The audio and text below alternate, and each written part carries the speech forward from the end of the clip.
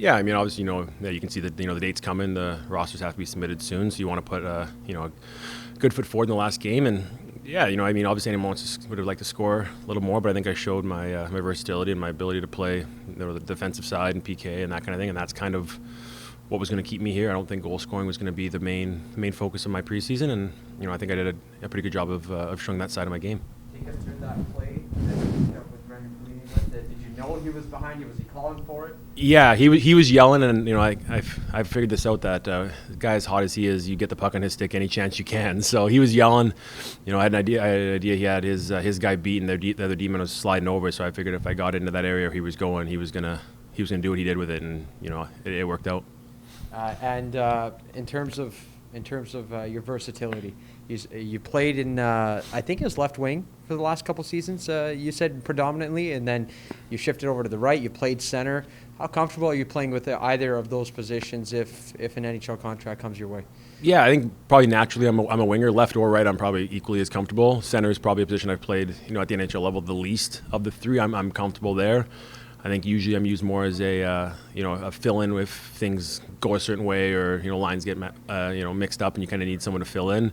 Spot games here and there more so than a full-time center. But I'm comfortable at all three positions, and I just try to play my game and play simple and play smart and be defensively reliable no matter what position I'm in.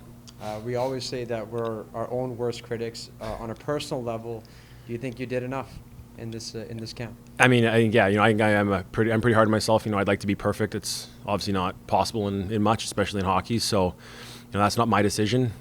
Whichever way it goes, I'm comfortable with how I played. I don't think I came in and, was so bad that I kind of wasted anyone's time. I feel like I gave it a shot, and I think I put a good foot forward. And however it rolls out from here, that's out of my control. But I'll be happy that I came here, took the shot on it, and let's see what plays out.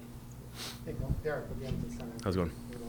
Just want to ask you about doing that, kind of blocking out all the white noise and all everything that's going on, and just focusing on you, your game, and putting your best foot forward out there. I guess what's that like? Just kind of yeah, I mean, obviously, if you're going to come on a PTO, a camp and anything, you're not going to come here just to come. You're not going to come wasting your time. You're going to try and show what you can, show your game, show what you think you can do to help the team win, and that's what I did. That's what my goal was, and I'm like I said, I'm happy with how I performed.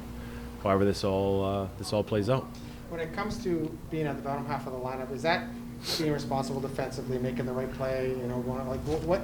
You're not necessarily going to go out there and score a bunch of goals. That's not what they need for you. They need you responsibly here. And is that kind of what you're focusing on, trying to show the coaches, impress them that you can be a responsible player? Yeah, absolutely. I think that's kind of what's got me to this point in my career. It's gotten me, a good amount of games in the NHL was being smart on that side. My offensive numbers at the NHL level, were anywhere from good to decent. They're never going to jump out at you, but I think my two-way game, my ability to kill penalties was probably the biggest strength and what I bring. And I mean, you look at the lineup of the Oilers, like they score goals. That's not a problem. I don't think they didn't need me.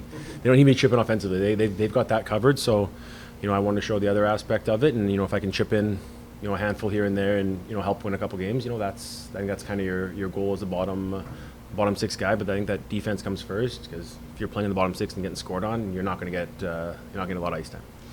There's depth they brought in some depth, and there's a lot of, I guess, competition for those roles this year, maybe more so in years past. How does that push you, knowing that the guy beside you is battling for that same spot? And I guess, does it kind of motivate you and you guys push each other type thing? I mean, yes, but I think whoever you want to say is battling for spots, I think a lot of us are very different players. I think it's different things we bring to the lineup on a nightly basis. So I think it kind of just comes down to how those puzzles fit, or how those pieces fit in a lineup puzzle. Yeah, I don't think whatever happens to however it plays out, I don't think it's necessarily that they aren't good enough. It's just that right now the puzzle pieces fit a certain way. But I think it's every single guy I think that's in that locker room can play at the NHL level. I think you've seen it. You see a lot of different types of players, but everyone can play at that level, and it's just finding that balance throughout a lineup so you can roll 4 lines for 82 games and give yourself the best chance every night. Take a couple questions on Zoom here, Colton. Or do you have one more comment? No. Okay. Mark Stacker, Sportsnet, go ahead. Hey, Colton. I never asked you this camp. You grew up in Red Deer, or were you a Flames fan or an Oilers fan? I was wondering when that was coming. Believe it or not, I was actually neither. I grew up. I remember my first hockey memory was watching the Red Wings win in the either late '90s or early 2000s. So I became a Steve Yzerman fan and actually followed them, which is, yeah, you don't expect it. You figured it goes one way or the other, but I didn't have the family ties pushing me one way, so I went way out in left field. Okay. I guess I'd ask, where are you? You're at that point, like so many veteran guys. You got 500 games in the league, which is a lot. But now you're on a PTO and you're trying to make a team here again. Like in the old days, it never went that way.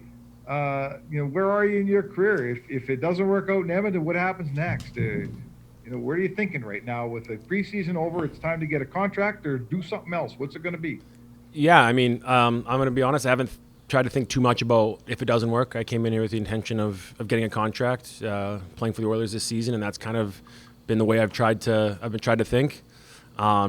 If that works out, I'll be ecstatic. If it doesn't, well, we'll figure out what the next step is.